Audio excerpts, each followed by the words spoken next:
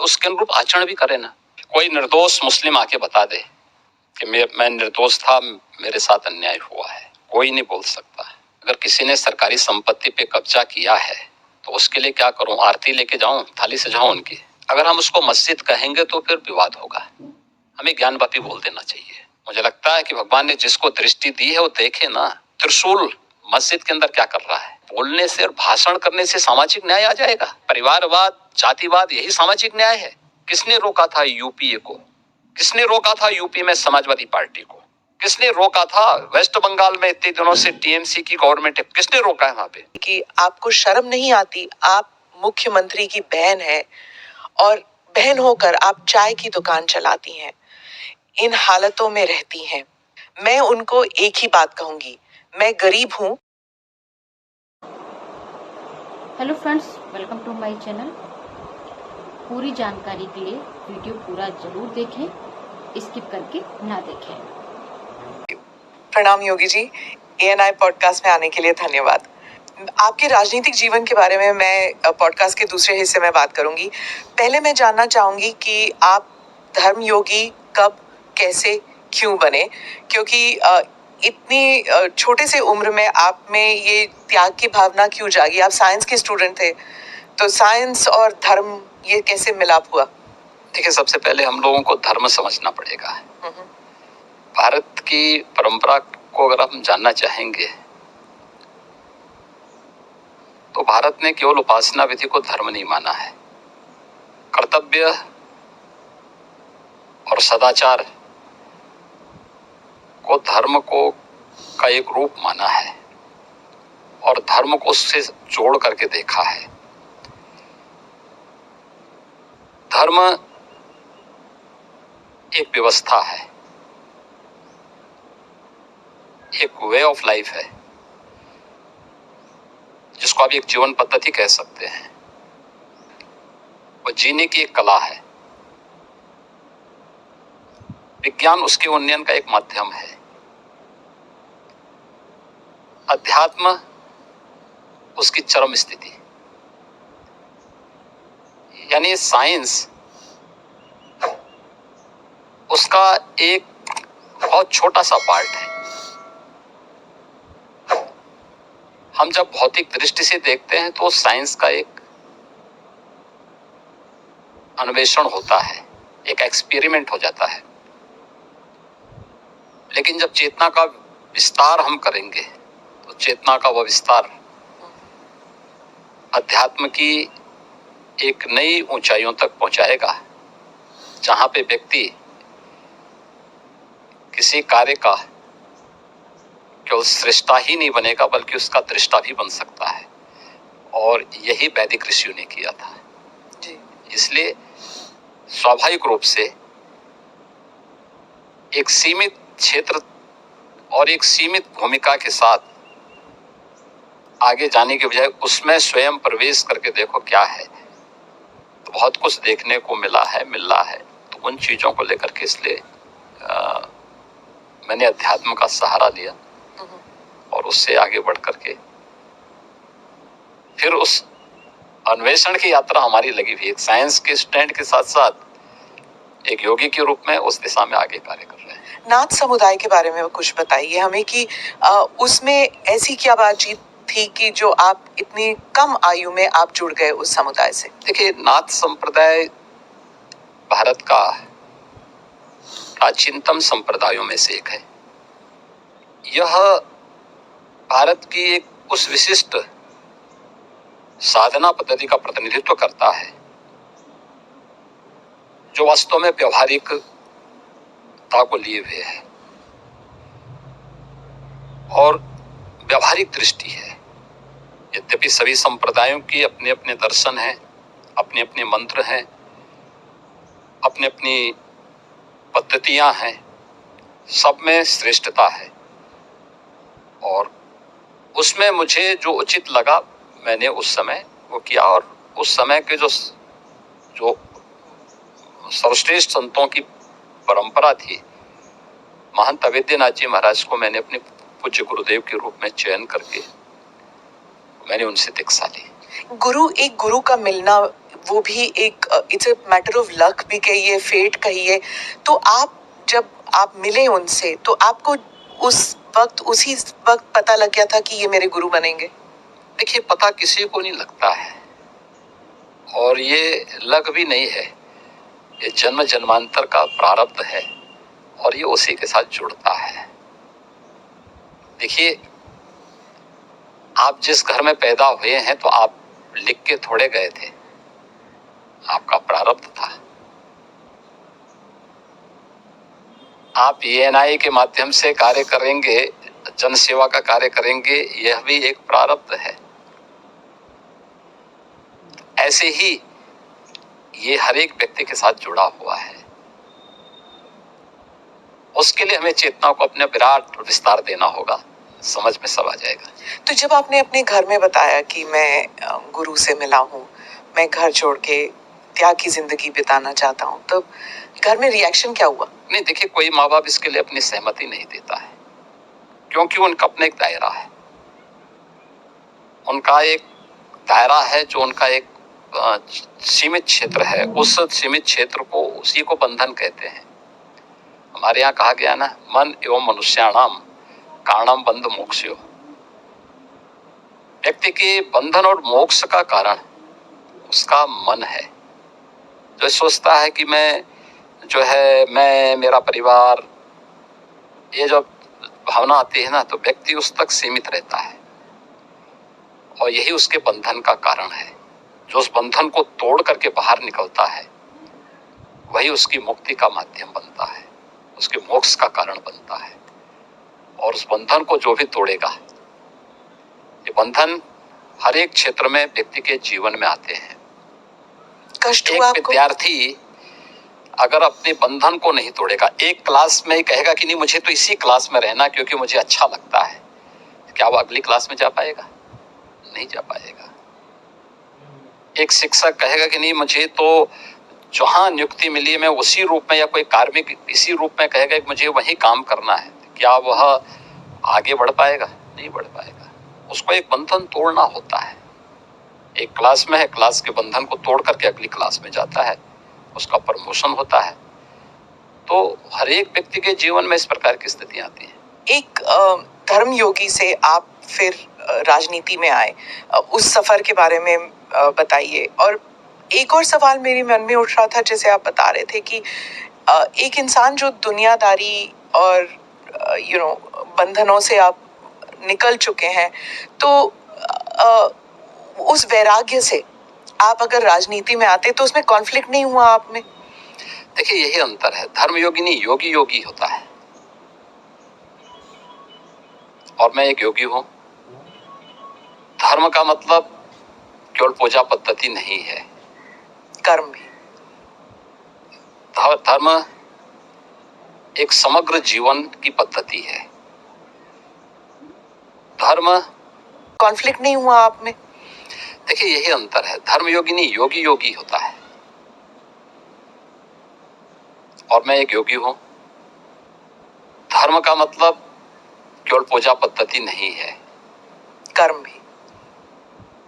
धर्म एक समग्र जीवन की पद्धति है।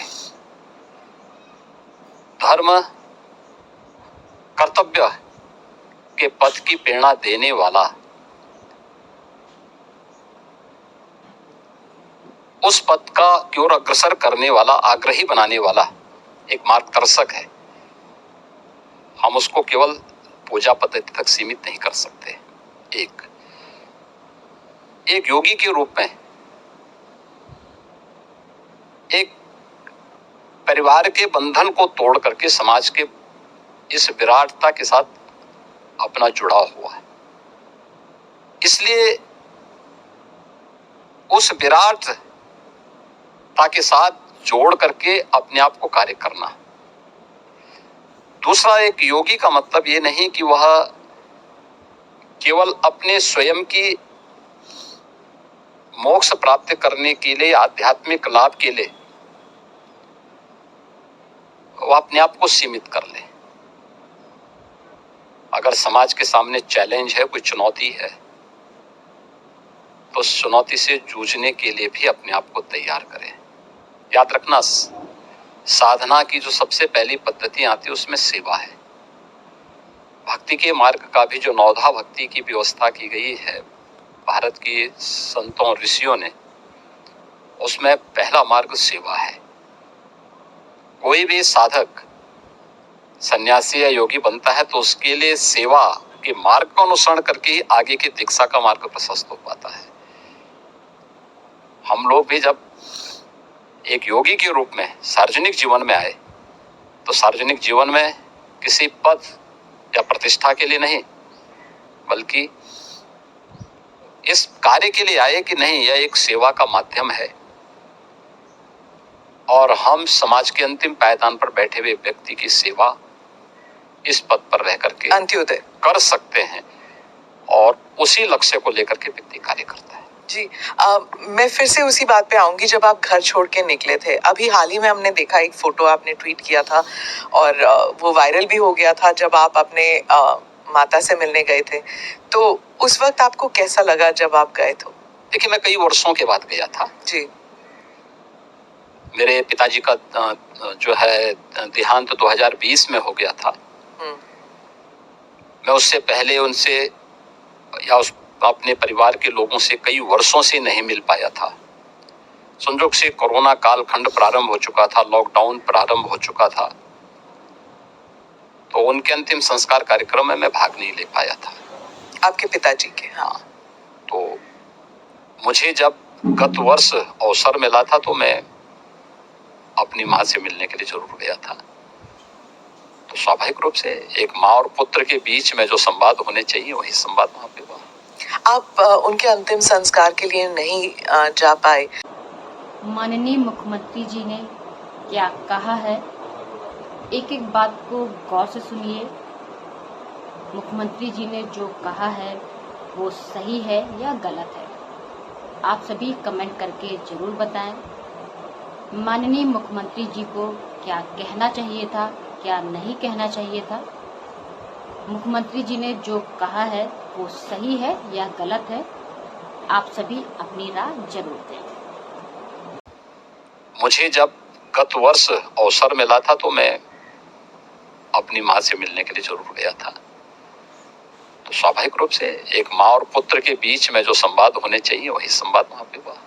आप उनके अंतिम संस्कार के लिए नहीं जा पाए, पर जब वो आपसे मिलने आते थे, आप उस वक्त चीफ मिनिस्टर थे, तो वो एक आम नागरिक की तरह आते थे, सीएम के पिता के रूप में नहीं आते थे। नहीं, यहाँ वो कभी नहीं आए। वो मुझसे मिलने के लिए मेरी एक बार उनसे मुलाकात हुई थी नजीमाबाद में, और नजीमाबाद में मैं एक चीनी मिल के उद्घाटन में गया था। तो भाषण करते हुए मैंने देखा सामने जो है कोई बैठा है, तो मैं पहचान गया उनको। मैंने कहा ये तो मेरे पिताजी हैं लगता है। वो सभा के बीच में बैठे हुए थे। तो फिर मैंने सभा समाप्त होने के बाद अपने साथ के कुछ लोगों से कहा, मैंने कहा देखो यार वो आए हैं तो उनको बुलाओ, थोड़ा मुलाकात करते हैं। तो तब मेरी मुलाकात हुई थी। जी, आपकी छोटी बहन जो है, उन्होंने एक इंटरव्यू में कहा था कि 30 साल उन्होंने आपको राखी नहीं बांधी। 2022 में एक इंटरव्यू में उन्होंने कहा कि कई वर्ष पहले जब उन्हें पता लगा कि आप घर छोड़ के आप योगी बनने के लिए निकले हैं, तो उन्होंने कहा कि वो भिक्षा मांगने वाले संतों में आपको ढूंढ रही थी और मिले नहीं आप उन्हें। बहुत मुश्किल हुआ होगा ना उन्हें? देखिए, ये सबके जीवन में आता है, लेकिन मुझे लगता है कि इन चीजों को हमें जो है केवल अपने स्वयं के स्मरण के लिए रखना चाहिए, और स्वाभाविक रूप से सबके जीवन में आता है। कई वर्षों के बाद जो है इस चीजें चलती रहती हैं, और मुझे लगता है यही जीवन है। मैं एक इंटरव्यू का एक्सर्प्ट पढ़ना चाहती हूँ सर, क्योंकि ये हिंदी अखबार में छपा था और हमारे कई दर्शक हैं जो इंडिया से बाहर रहते हैं, वो शायद उन्होंने पढ़ा नहीं होगा। ये पढ़ के मुझे बहुत कठिन लगा जब मैंने पढ़ा, तो कि कैसे महसूस कर रही होंगी वो। मैं पढ़ के सुनाती हूँ। उन्होंने कहा, योगी के मुख्यमंत्री बनने के बाद कई लोग कहते थे कि आपको शर्म नहीं आती, आप मुख्यमंत्री की बहन हैं और बहन होकर आप चाय की दुकान चलाती हैं, इन हालतों में रहती हैं। मैं उनको एक ही बात कहूंगी, मैं गरीब हूं, ये मेरा नसीब है। शर्म तब आनी चाहिए जब आप कोई गंदा काम कर रहे हो, किसी के हक का छीन कर खा रहे हो। मैं तो मेहनत करके अपनी गुजर बसर करती हूँ। हाँ, ठीक बात है। मैं इसलिए पूछ रही हूँ सर, क्योंकि आमतौर पर लोग समझते हैं ना कि चीफ मिनिस्टर हो या फिर सांसद हो, विधायक हो, इनके इर्द गिर्द लोग जो हैं इतने धनी हो जाते हैं और फिर सार्वजनिक जीवन में इसलिए आते हैं कि जो धन कमा चुके हैं उसे प्रोटेक्शन के लिए। और एक ये इंटरव्यू है आपकी बहन का। देखिए, व्यक्ति को कभी भी धन और वैभव संतुष्टि नहीं दे सकती है, और मुझे लगता है कि सबसे बड़ा योगी वह है जो स्वयं की मेहनत से संतुष्ट है, स्वयं के परिश्रम से संतुष्ट है। दूसरों की मेहनत से कुछ प्राप्त करना और फिर उसको छीन लेना, ये तो डकैती है। उसके अलग अलग रूप देख सकते हैं हम समाज में, और मुझे लगता है सबसे निंदनीय कर्म यही है। और यही अंतर है एक योगी और एक सांसारिक मनुष्य में। एक सांसारिक मनुष्य के बारे में शास्त्रों में कुछ बातें कही गई हैं कि वह त्रुटियां अवश्य करेगा, हमेशा भ्रमित होगा। तीसरा, वह हमेशा उसके मन में दूसरों को धोखा देने की प्रवृत्ति होगी। और चौथी बात उनके लिए जो कही गई है, वह कही गई है कि वह अपनी सीमित दृष्टि से भविष्य का अनुमान नहीं लगा पाएगा। इसलिए जो है सारा द्वंद्व तो इसी सब का है। पर आपकी तो जैसे आपकी तो ट्रेनिंग हुई होगी ना, गुरुजी ने आपको सिखाया होगा। मैं क्या कह रहा हूँ ना, लेकिन हम लोग उनका तो कुछ नहीं ना आपके परिवार का। इसलिए मैं क्या कह रहा हूँ ना, हर व्यक्ति अपने आप में एक योगी बन सकता है, एक योगी बनने की सामर्थ्य ले सकता है। अपनी मेहनत से, अपने कर्मों से हम जो कुछ अर्जित करें, मैं भी भूखा ना रहूं, साधु ना भूखा जाए, अगर ये भाव हर व्यक्ति के अंदर आ जाए तो फिर यह समग्रता सबकी संतुष्टि का कारण बन सकता है। सारे विवादों का